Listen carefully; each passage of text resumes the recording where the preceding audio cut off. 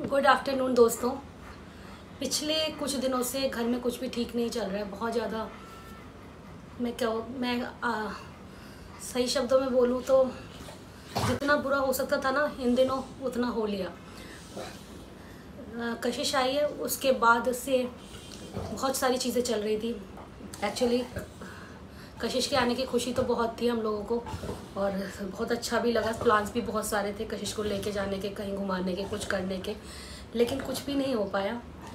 Even कशिश की जो ज़रूरत वाली चीज़ें थी जो कि वो पिछले 4-5 महीने से मिस कर रही थी, वो धीरे धीरे करके कैसे ना तैसे करके हम लोगों ने पूरी कर दी।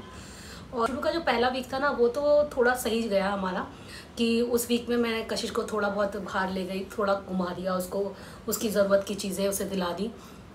फिर मैं बीमार पड़ गई थी, आपको पता ही है तीज वाले दिन मैं कितनी तेज़ बुखार में थी। और उससे एक दिन पहले तो मुझे 104 तक बुखार चढ़ा था, जिसमें इन लोगों ने बर्फ़ की पट्टियाँ वगैरह रखी थी। और उसके बाद वो बुखार नीचे आया, दैन दवाइयाँ वगैरह, डॉक्टर से कंसल्ट वगैरह सब कुछ हुआ था। फिर थोड़ा तबीयत ठीक होने के बाद मैं कशिश को लेके गई थी वृंदावन। बहुत दिनों से मन था कि कशिश को कहते हैं भगवान श्री कृष्ण के दर्शन कराऊं, बाकी बिहारी लाल जी के दर्शन कराऊं। तो बस हम लोग निकल गए थे दर्शन के लिए। दर्शन के बाद जब हम लौटे हैं उसके बाद 1 या 2 दिन मैं ठीक रही होंगी, लेकिन उन दिनों कशिश बीमार पड़ गई थी। तो कशिश को भी कहते हैं वही 101 ऐसे ही बुखार था। वो 3 दिन बीमार रही है, 3 दिन में वो रिकवर हो गई थी। उसने जल्दी रिकवर कर लिया, यंग है, बच्चे हैं तो जल्दी रिकवर कर लेते हैं। उसके बाद फिर प्रशांत बीमार पड़ गए और प्रशांत को भी सेम वही वायरल फीवर, जैसे मुझे सिम्टम थे वैसे ही उनको थे। और उनको भी बुखार, फीवर, यही सब जो आसपास आजकल चल रहा है वही सब उनको था, उनको है। इनफैक्ट अभी तक है उन्हें। कल तक उन्हें 101 बुखार था, अभी भी उनको वही 99-100 के बीच में ही फीवर चल रहा है और खांसी ये सब है। उनकी भी दवाइयाँ चल रही हैं। लेकिन इस बीच में एक और बहुत बुरी न्यूज़ आ गई जो कि बिल्कुल मतलब कहते हैं ना तोड़ देती है इंसान को, कुछ बचता नहीं है। फिर लगता है कि ऐसा कैसे हो गया। तो आपको पता है कि मेरी जो खुद की शादी है वो रामपुर से हुई है और मेरे मामा लोगों ने काफ़ी कुछ संभाला था मेरी शादी में। और मेरे 3 मामा हैं, मौसियाँ भी हैं मेरी। और मेरे सबसे छोटे वाले जो मामा हैं जिनके बेटे की शादी थी अभी जिम कॉर्बेट में, मैंने पूरी वीडियो भी बनाई है, व्लॉग बनाया जिम कॉर्बेट का। विशी की शादी थी और काफ़ी खुश थे सब लोग। बहुत बहुत बहुत बहुत अच्छा लगा उसकी शादी में जाने के बाद। और कहते सभी लोग ऐसे गैदरिंग में जब मिलते तो वैसे भी अच्छा लगता है। वो व्लॉग आप चेक कर लेना। तो मेरे सबसे छोटे वाले जो मामा हैं उनकी तबीयत ख़राब हो गई थी। और बात करूं मैं 10 तारीख की, तो मैं 10 तारीख को, जिस दिन थर्सडे था, उस दिन मुझे याद आ रहा है, उस दिन थर्सडे नहीं, उस दिन वेडनेसडे था। वेडनेसडे था उस दिन, 10 तारीख की बात है। और 10 तारीख को कहते हैं वो हॉस्पिटलाइज्ड हो गए थे। तो फिर बिल्कुल दिल नहीं मान रहा था। उससे पहले से वो बल्कि कहते हैं उससे पहले से उनकी थोड़ी तबीयत ख़राब चल रही थी। तब से ही मन कर रहा था कि उनसे मिलकर आना चाहिए। तो हम लोग कहते हैं मैं, दीदी, पापा, हम सब लोग मिलने चले गए थे। प्रशांत नहीं जा पाए क्योंकि प्रशांत को बुखार आ रहा था, तो उनको ले जाना ठीक नहीं था। उनको काफ़ी तेज़ फीवर था, तब तक मैं ठीक हो चुकी थी। तो मैंने कहा मैं, दीदी, जिया जी, पापा, हम सब चलते हैं। तो वहाँ पर मिलकर आए। उनकी तबीयत बहुत ज़्यादा ख़राब थी। मतलब कितने स्ट्रॉन्ग, कितने कहते ना हैंडसम, कितने, मैं क्या कहूँ उनके बारे में।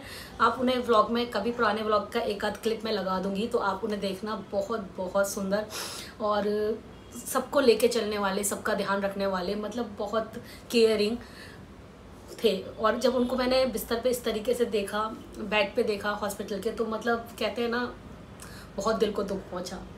तो सोचा ये था कि भगवान जल्दी ठीक कर देंगे उन्हें। लेकिन मैं 10 तारीख को उनको देख कर आई हूँ। 11 तारीख को शाम के वक्त, जिस दिन कहते हैं राखी भी बनाई होगी कुछ लोगों ने राखी 11 की करी है, कुछ ने 12 की करी है। तो 11 की तारीख को मैंने सोचा था मैं 12 को राखी करूँगी, मैं 11 को नहीं करूँगी, क्योंकि बहुत सारे लोग यहाँ पर 12 की कर रहे थे। तो 11 तारीख को मैं कशिश के साथ मार्केट निकल गई थी और कहते हैं वहाँ से मुझे गिफ्ट्स वगैरह लेने थे, राखियाँ लेनी थी, ये सब काम करना था। कशिश का थोड़ा बहुत काम जो बचा था पेंडिंग, एक आध कुर्ती वगैरह लेनी थी, उसे वो लेने चली गई थी। वहाँ पर शाम के वक्त कहते हैं मामा के बेटे का फ़ोन आया कि कहते पापा नहीं रहे दीदी। और उसको सुनने के बाद कुछ इच्छा नहीं बची, कुछ इच्छा नहीं बची। राखी इतना बड़ा त्यौहार है कि राखी को त्यौहार को छोड़ा भी नहीं जा सकता। और मैंने 12 तारीख की राखी प्लान करी हुई थी सबने हमारे घर में।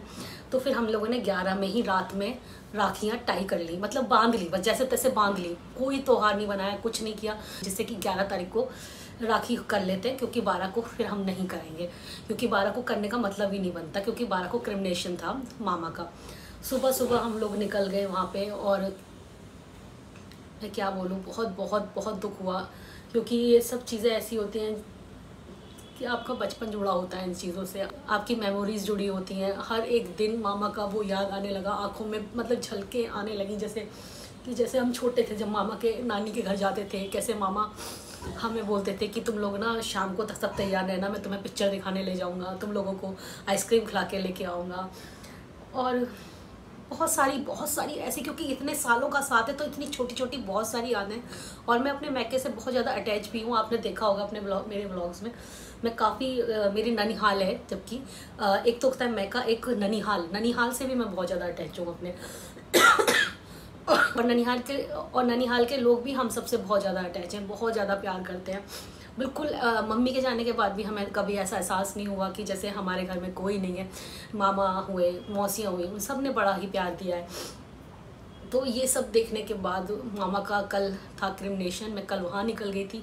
परसों मैंने बताया जैसे 11 तारीख को बस मैं रुकी हूँ, 10 तारीख को मैं पहले रामपुर होकर आई थी।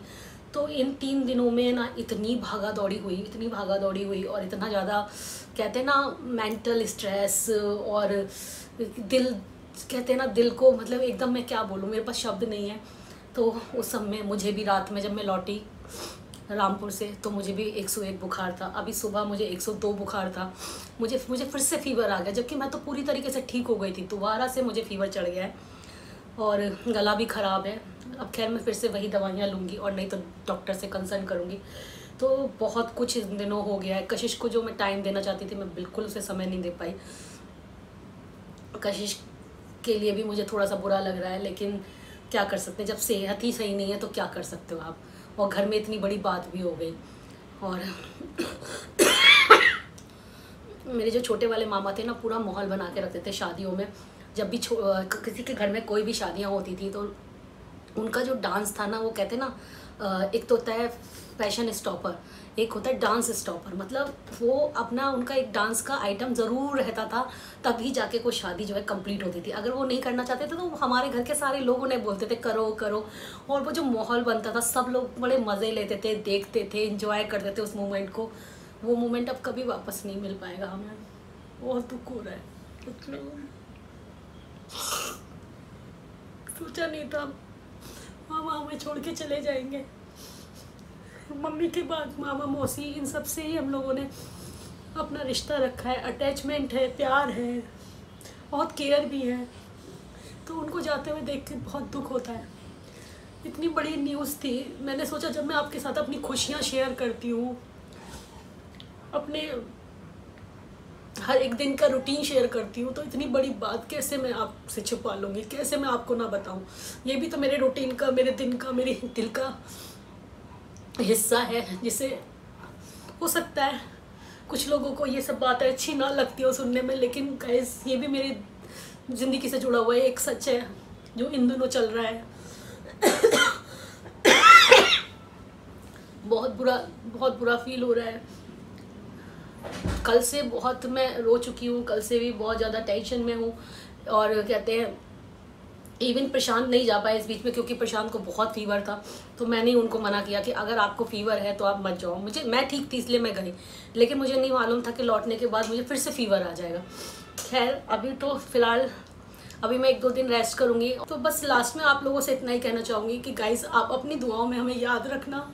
2 साल से कुछ भी सही नहीं चल रहा है। मैं पता है बहुत कुछ, मैं प्रशांत, हम सब बहुत कुछ सही करने की कोशिश में लगे हुए हैं। बहुत सारा आपको लगता होगा फ़न भी करते हैं, यहाँ जाते हैं वहाँ जाते हैं, क्योंकि शायद हम सेटल करना चाह रहे हैं अपनी लाइफ को। लेकिन पिछले 2 साल से हमने कोई भी फेस्टिवल सही से एंजॉय नहीं किया है।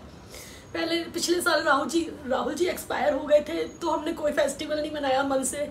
सिर्फ त्योहार है, क्योंकि छोड़े नहीं जा सकते, घर में है, तो उनको करा हमने। इस साल मामा के साथ ऐसा हो गया, दो साल से हम कोई भी फेस्टिवल नहीं मना पाए, मन से कहते हैं ना, दिल से अंदर से तीज नहीं बना पाई तो कोई बात नहीं। मैंने सोचा राखी अच्छी सी बन जाएगी, कशिश खुश हो जाएगी राखी वाले दिन। उसका मन था मैं राखी पे भी मेहंदी लगवाऊँ, तीज पे नहीं लगवा पाई थी, लेकिन नहीं मालूम था कि इतनी दिल तोड़ने वाली न्यूज़ हमें मिलेगी अचानक से। पता नहीं क्यों भगवान ने ऐसा किया। मामा को ठीक कर देते तो अच्छा होता, उनका आशीर्वाद रहता है एटलीस्ट हमारे ऊपर।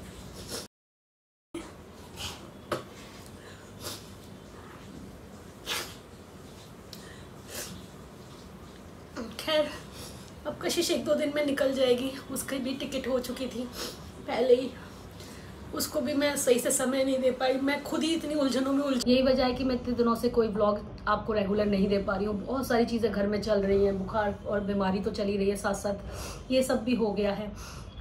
और बस आपसे प्रेयर, बस आप लोग प्रेयर करना, अपनी दुआओं में याद रखना कि सब कुछ ठीक हो जाए, बेहतर हो जाए हमारे लाइफ में, और आप सबकी लाइफ में भी भगवान सब कुछ खुशियाँ दे। यही दुआ करूँगी मैं, प्रेयर करूँगी भगवान से।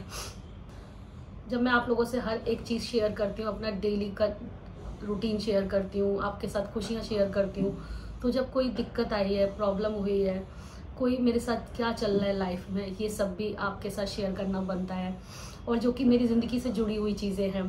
तो यही सोचकर मैंने सोचा आपको अपडेट दे देती हूँ, जिससे कि आपकी भी कहते हैं नज़र में रहेगा कि क्यों मैं इतने दिन से व्लॉग जो है रेगुलर नहीं कर पा रही हूँ। 1-2 व्लॉग जो मैंने बीच में डाले थे वो भी कहते हैं पुराने व्लॉग थे, जिन्हें एडिट कर पोस्ट कर दिया था। वो भी ज़रूरी थे क्योंकि कुछ कंपनी के साथ मेरा टाई अप भी चल रहा था और उनको टाइम पे देना ज़रूरी था। इतना सब कुछ के बावजूद भी काम तो करना ही पड़ता है लाइफ में।